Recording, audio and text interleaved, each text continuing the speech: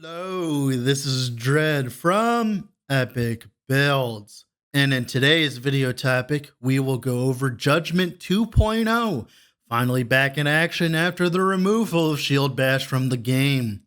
I couldn't decide on whether to play Warpath or Judgment this time, so I decided why not both.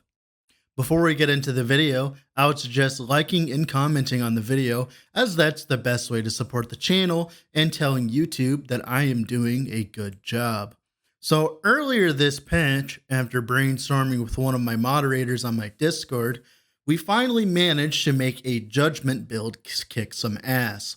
We had ludicrous amounts of damage thanks to the old interaction of Shield Bash, giving your next melee attack 200% more fire damage, which of course applied to the consecrated aura from Judgment as well.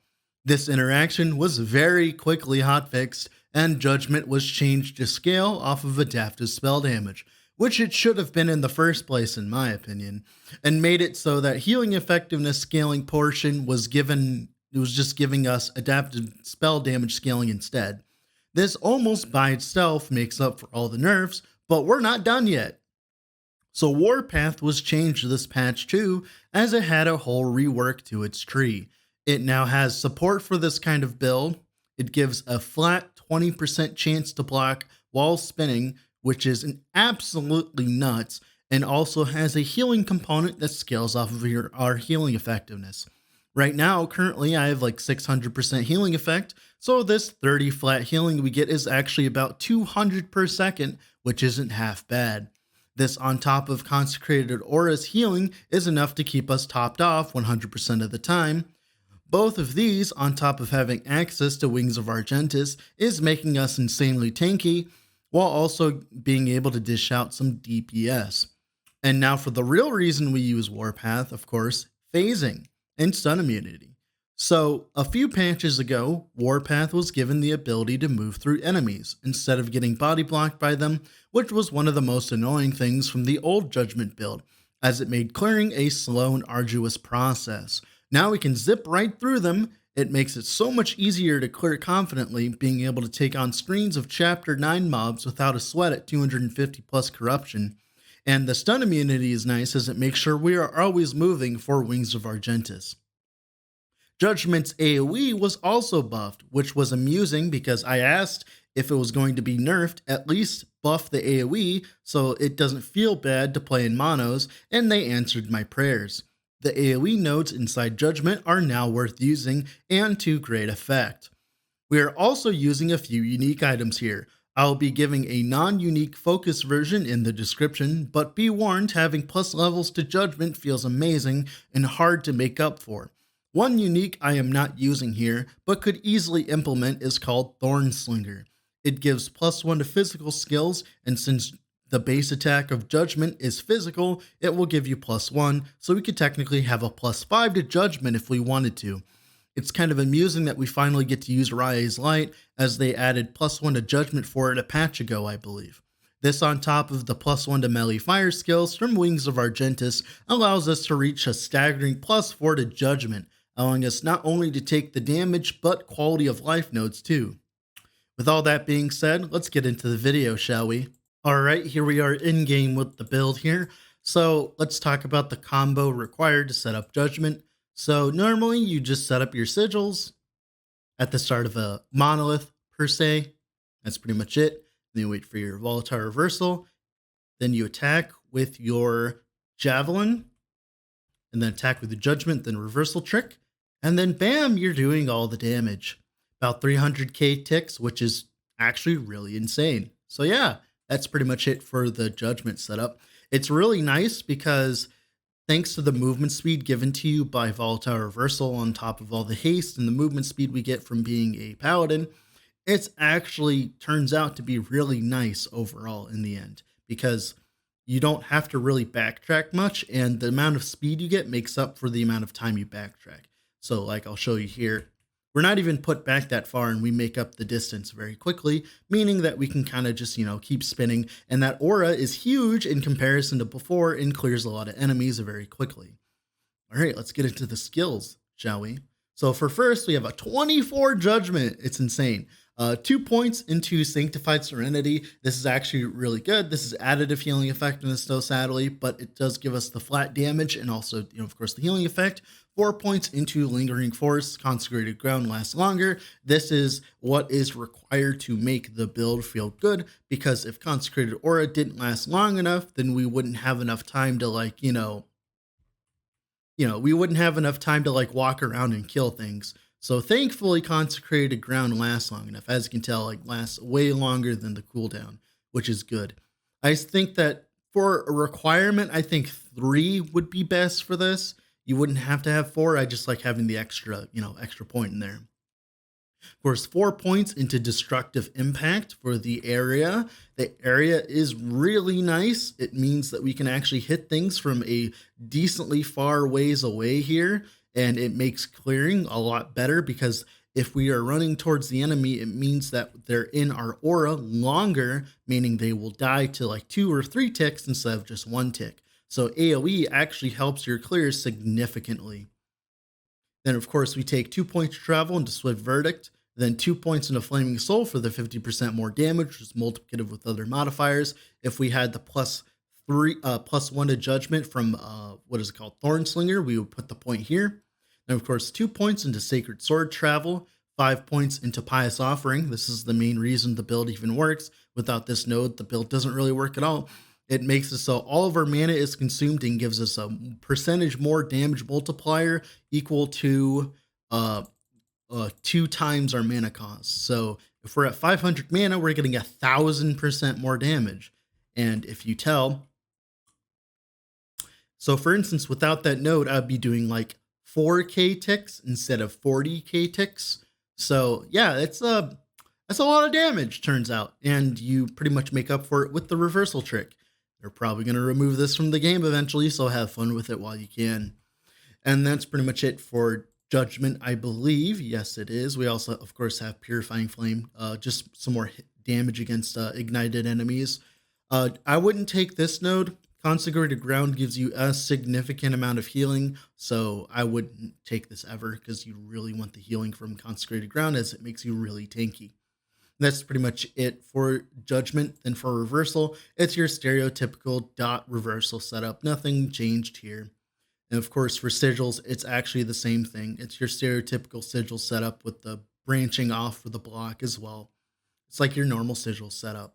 Then, of course, for Warpath here, it's a little different. So we take 2 points travel into Unchained, 1 point into Reckless Spin. It's so that we get a 0 cost Warpath. We technically don't need one. We could, deal without it, but I would rather have it than not have it.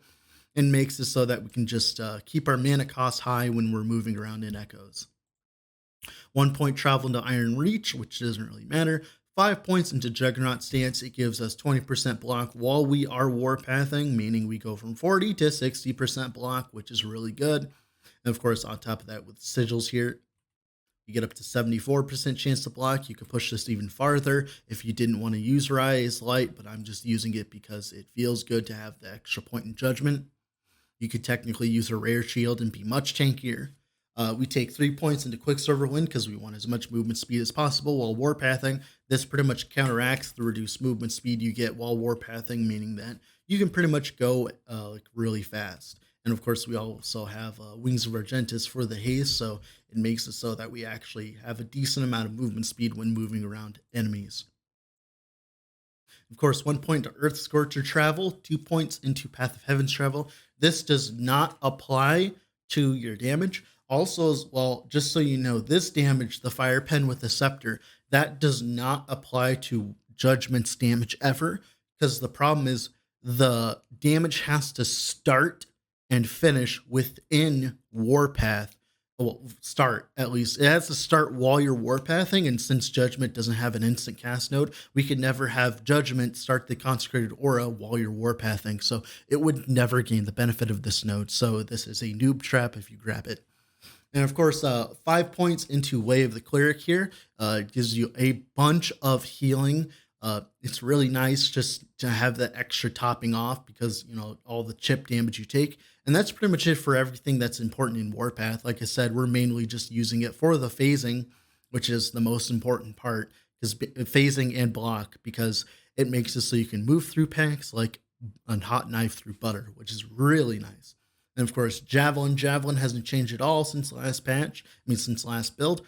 They did nerf it. They made it so instead of scaling off of percentage more damage, now you just get adaptive spell damage per 5% increased healing effectiveness, which is then added on top of all the adaptive spell damage that Holy Trail, you can use with Holy Trail, which makes Holy Trail do a lot less damage than it did before for us. But if you want a Holy Trail build, there's actually a Holy Trail build I've already done on the channel that is focused on Holy Trail and not Judgment. But yeah, this isn't really going to be doing that much damage. The healing effectiveness is really nice though, because like you get extra healing. But yeah, mainly you just want this node. Directly using Javelin and hitting an enemy causes your next Judgment or Forge Strike to deal more damage. This applies to the consecrated aura damage, as you can tell here. So I will show you. We're doing like 100,000 there. Right? Now, if I do Javelin first, I'll be doing significantly more damage. So yes, it is definitely worth keeping Javelin. You must be wondering, Dread, doesn't every paladin use Holy Aura? In most situations, yeah, you're correct. This is the only build that doesn't use it because being able to use Warpath feels amazing. And if you're crazy and you just don't want to play with the Warpath, then you could always just run Holy Aura in there instead, and you could just play this like your stereotypical like RF Judgment kind of setup. But yeah, like I said, Warpath for the win, baby. But yeah, that's pretty much it for the skills. Now for the passives here, 8 points in the Fearless because the HP, 5 points in Gladiator because we want as much block as possible, and block effect because we're using a worse shield, meaning we need to stack a little bit of block effect to make up for that. The DR nearby enemies is amazing because we're always nearby enemies, and of course some little bit of HP is always nice. 1 point into Steel Aegis to gain the 2% block chance. Don't really want to get the rest of it because the block effectiveness isn't really worth it. Of course, 10 points into Abyssal Endurance for the HP and the Fizz Res. We don't need the Void Res because we are using an Orion's Eye, which converts all of our damage to, all of our Void damage to fire, meaning that technically that's not really worth it. But the Fizz Res and the HP is always worth it. And of course, for Paladin here, 8 points into Conviction. This gives our Fire Pen to our Judgment, making it deal more damage. Of course, 8 points into Defiance for some attunement. So attunement is really strong for Judgment because, as you can tell here, per point of attunement gives you 4% healing effectiveness, while also giving you 1% per because of Paladin's Mastery bonus here. Where is it? Paladin's Mastery bonus, where you gain increased healing effectiveness per point of attunement. So you gain actually 5 per attunement, and of course the 4% increased damage. So attunement scaling is actually really strong with this build. So we want as much attunement as possible that we can fit in. And it also gives you 2 flat mana as well, which is then of course taken by Pious Offering, and gives you even more damage. So attunement scales all of our damage at once, which is nuts. So that's why attunement is very strong. And of course, 5 points into Honor for the block effectiveness and the block chance, 10 points into Valor for the healing effectiveness, which is turned into flat damage. And of course, the health is really nice because having more health when we're using a Wings of Argentus when we're lacking health is really strong. 10 points into Heaven Fire, just having extra flat damage isn't going to kill us. Really nice to have this flat damage as it makes up for a lot of the nerfs that the old build had to deal with, mainly the shield badge stuff. 7 points of Holy Symbol, Necrotic Res, HP healing effectiveness. Couldn't have asked for a better node in the world. 8 points, 5 points, I think. Yeah, 5 points into Sanctuary Guardian, armor while wielding a shield. We want a little bit of armor for the DR. While our sigils are up here, I think we're at like 34%, which is still a decent amount of DR on top of everything else we're doing. And of course, 1 point in the shield wall for the block chance. We actually gain health on block. Cannot dodge, doesn't matter because they've effectively removed dodge from the game with the removal of dodge potion. So this node, that doesn't really matter. Then 12 points of Reverence and Duality. This is an insane node. Increases our mana, which is good for our Pious Offering. Increases our healing effectiveness, which is good for the flat damage and healing. Increases our health, which is amazing because we need more HP since we're running a Wings of Argentus, which is like makes it so we need to stack HP elsewhere. Also increased damage, which of course is always needed for a sentinel. Then 12 points into Light of Raya. We're getting 100% increased damage while also getting some movement speed. I want as much movement speed as possible with these kind of builds to make them feel better in monoliths. And that's pretty much it for the passives. Now for the gearing, the idols didn't really change. Healing effectiveness, Our best in slot though would be healing effectiveness, block effectiveness, because as you can tell, block effectiveness is a lot of DR. I am running some lightning res idols to cap my lightning res, but here, eventually when your gear is perfect, you would want a throne of ambition. I have not been blessed with a throne of ambition, but it would be insane because it'd be 200% increased damage and of course 200% increased armor, which is nuts for just one slot. So yeah, you could either use these or you could use a healing effectiveness idol. It doesn't really matter what you use. Just to show you how big the block effectiveness changes is, like 46 to 49 with just one idol. Like that's nuts. So block effectiveness on your healing effectiveness idol or HP, either way, both of them work. Like they're actually both really strong. That's pretty much it for idols. Of course, to make sure to fill it out with the 1x1 healing effectiveness idols, because that is a significant amount of healing effectiveness. It's like as if you have 5 of these adorned idols, which is really nice. But that's pretty much it for that. Now for the helmet, this is your perfect helmet. Maybe you want flat mana instead of the increased mana. I haven't done the math. Of course, that health could be increased health, but I couldn't ask for a better helmet. Orion's Eye. I finally, after years of playing, dropped an Orion's Eye. You don't need it. I think on an amulet with healing effectiveness and elemental damage over time increase is better, but look at how much mana I get. It's insane. I love it. It's actually making it so we can run a Wings of Argentis, which is nice because we don't have to worry about the mana on chest, but you don't have to actually use it if you're not using Wings of Argentis. And of course, Crystal Wand. This is your perfect Crystal Wand. You could not ask for anything better except for maybe put Chill on hit where the shotgun hit is, but that doesn't matter. This is your perfect Crystal Wand. And of course, chess. That +1 to fire melee tanks actually works for your judgment. As you can tell, it actually gives us a point in judgment, which is really nice. Also gives you a point in Warpath because it gets converted to fire thanks to this node. So Wings of Argentis is pulling double duty here. And of course, the 40% less damage taken while moving and the haste on hit is absolutely essential. And of course, Rise Light, increase fire damage, which is our damage, reduce fire damage taken on block, which is then also reduced by Orion's Eye, which is also taken our fire, which is then of course reduced by both of these mechanics, meaning we literally take no damage from anything that's fire that it like hits us. Like Ascendant Member Mages get fucked, like anything void gets screwed over. Like it's insane, this combination. I never thought of this combination just having so much DR thanks to this. We don't have to deal with fire at all, which is really nice. And of course, +1 to judgment is insane. And of course, the healing effectiveness is also insane. Although you could run a rare shield and probably be much tankier. I just like this because it gives you a +1 to judgment, which is like kind of what you really want.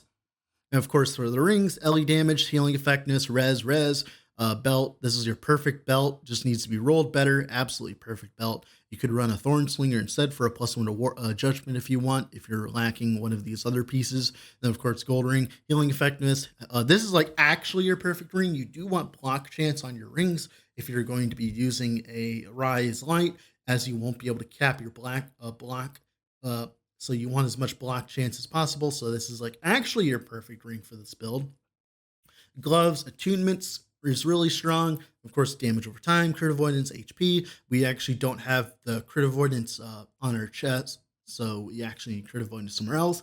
Also, as well, we don't have to use Crusader gauntlets because all of our void damage is taken as fire, meaning we can actually run engraved gauntlets, which saves our blessing, our Spirits of Fire blessing, or a Fire Shred blessing, which, yes, since we're Warpathing, is proccing the Fire Shred, which makes our judgment do more damage. Obviously, you'd want a 50% one, but I'm not going to complain. And of course, for the boots, is perfect boots, except, you know, obviously could be rolled better, though I just don't get lucky overall anymore. And of course, +2 to judgment. I mean, I say that and then I showed this relic off. +2 to judgment. The resistances, you could actually get away with running the 60% healing effectiveness, 6% fire damage one if you had a better thing. You want LE damage over time though, instead of the damage over time. Of course, endurance and phys res, like just as much resistance and endurance as possible. We are almost close to endurance capped. I'm missing a little bit of crit avoidance, but it doesn't matter because we barely take any damage anyways. But yeah, that's pretty much it for the gearing today. Like I said, I will be posting a non-unique focused version in the description, so you can still play this build and not have to have all these uniques. You'll just have to give up the +4 to Judgment, which is pretty simple. You just get rid of 2 points in Lingering Forge, then 2 points into Destructive Impact, and you'll be doing just as much damage as me. You'll just be doing it in a less area and less quality of life. But yeah, with that being said, thank you all for watching, and I hope you guys enjoy the gameplay.